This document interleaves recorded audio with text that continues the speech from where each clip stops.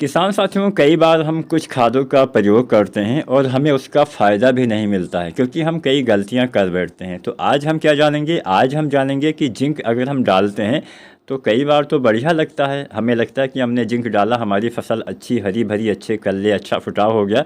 लेकिन कई बार आपको दिखता होगा कि वो जिंक काम ही नहीं करती है। आप सोचते होंगे कि हमें अच्छी जिंक नहीं मिली है, हो सकता है कि अच्छी जिंक ना भी मिली हो, और कई बार आप खुद ही गलती कर देते हैं जिससे वो काम नहीं करती है।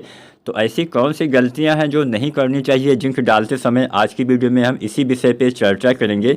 तो कृपया पूरा वीडियो आप देखिएगा, बहुत लंबी वीडियो नहीं है, 5-6 मिनट की ये वीडियो होने वाली है और आपका सारा डाउट, सारा कन्फ्यूजन यहाँ पे दूर होने वाला है कि आपको जिंक की पूर्ति कैसे करनी चाहिए, जिंक डालते समय क्या सावधानी बरतनी चाहिए और इसका फ़ायदा आपको कैसे ज़्यादा मिले, इसके लिए क्या करें। सबसे पहले हम जानते हैं कि आपको जिंक डालते समय क्या गलती नहीं करनी चाहिए। जिंक का अगर आप सही समय पे प्रयोग नहीं करेंगे तो भी नुकसान होता है। सही समय से मेरा मतलब है कि अगर आप ज़मीन में, वैसे तो आपको बता दूं, जिंक का इस्तेमाल आप दो तरह से कर सकते हैं। एक तो हम मिट्टी में उसका प्रयोग करते हैं, जैसे हम यूरिया डालते हैं, डीएपी डालते हैं, उस तरह से, और दूसरा हम इसका स्प्रे विधि से प्रयोग करते हैं। तो अगर आप मिट्टी में जिंक का इस्तेमाल करते हैं तो कभी भी धान की रोपाई के समय, या अगर आप सीधी बिजाई करते हैं धान की, तो धान की सीधी बिजाई के समय या रोपाई के समय अगर आप जो है जिंक का प्रयोग करते हैं तो ये काम नहीं करेगा। इस बात को आपको हमेशा याद कर लेना है। दोबारा से आपको कोई वीडियो नहीं देखना पड़ेगा।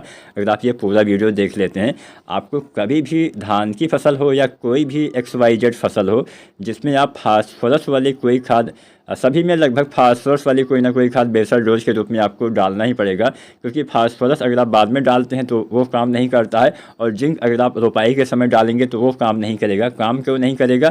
क्योंकि फास्फोरस के साथ जिंक अगर आप डालते हैं तो अघुलनशील हो जाता है, दोनों तत्व एक नया तत्व बन जाता है, जिंक फास्फेट। ये अघुलनशील रूप में होता है, पौधे इसको भोजन के रूप में ग्रहण ही नहीं कर पाएंगे। इस बात का आपको ध्यान देना पड़ेगा। तो एक गलती तो होगी कि कभी भी आपको रोपाई के समय मिट्टी में जिंक नहीं डालना है। तो अब सवाल आता है कब डालना है। रोपाई के समय नहीं डाल सकते हैं, ऐसा भी नहीं कि आप 2-4 दिन बाद भी डाल सकते हैं।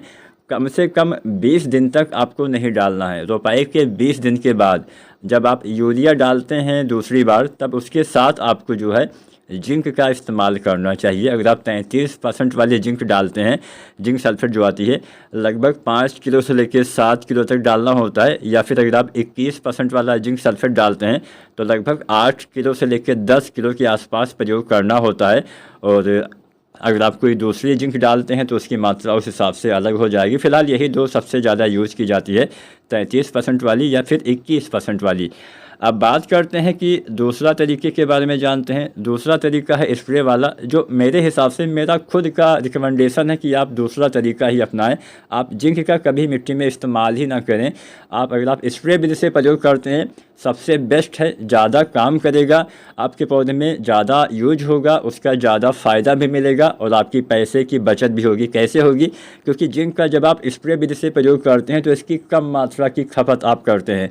जैसे अगर आप मिट्टी में जिंक डालेंगे तो अगर मान लीजिए हम उदाहरण के लिए 33% वाले की ही बात करें तो आप 5 से 7 किलो डालेंगे, लेकिन अगर आप स्प्रे करेंगे तो लगभग 2 किलो या 2.5 किलो से कम मात्रा ही आप प्रयोग करेंगे। या फिर अगर हम 21% वाले से तुलना करें तो 8 से 10 किलो डालना है, और यहाँ पे केवल 3 किलो ही आपको इस्तेमाल करना है। कैसे डालना है ये भी मैं आपको बता देता हूँ। जिंक का अगर आप स्प्रे विधि से प्रयोग करते हैं तो कम से कम 3 बार आपको जिंक का स्प्रे विधि से प्रयोग करना चाहिए। वहीं मिट्टी में डालते हैं तो एक बार डालने से ही काम चल जाएगा, इस बात का भी ध्यान देना है।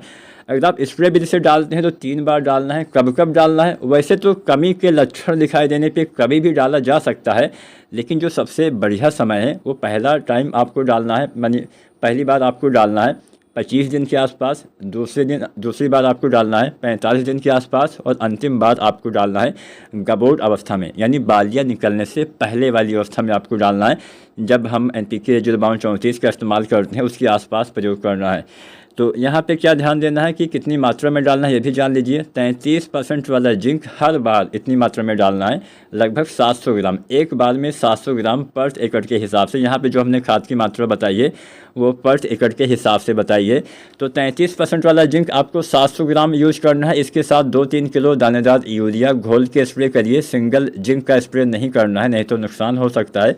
केवल जिंक नहीं डालना है, इसके साथ या तो आप दानेदार यूरिया घोल लीजिए या फिर बुझे हुए चूने का पानी। अगर आप 21% वाला जिंक डालते हैं तो लगभग 1 किलो मात्रा यूज करनी है, साथ में 2-3 किलो यूरिया या बुझे हुए चूने का पानी। एक जिंक आता है 12% वाला जिसको हम इरिटिया जिंक बोलते हैं, इसका भी स्प्रे विधि से प्रयोग कर सकते हैं। इसकी लगभग आपको 100 ग्राम मात्रा का इस्तेमाल करना है। अगर आप जिंक सल्फेट का स्प्रे करते हैं तो इसके साथ भी आपको कोई ऐसी चीज़ नहीं मिलानी है जिसमें फास्फोरस होता है, जैसे NPK 19-19-19, NPK, लगभग सभी तरह के NPK में कुछ NPK को छोड़ दिया जाए तो फास्फोरस उपलब्ध होता है 0.34 के साथ भी आप नहीं डाल सकते हैं। तो अगर आप इस तरह से प्रयोग करेंगे तो आपके पौधे में जिंक की ज़्यादा पूर्ति भी होगी, ज़्यादा कल्ले भी आएंगे, अच्छा उत्पादन भी मिलेगा। आज की वीडियो पसंद आई हो तो आप लाइक करें।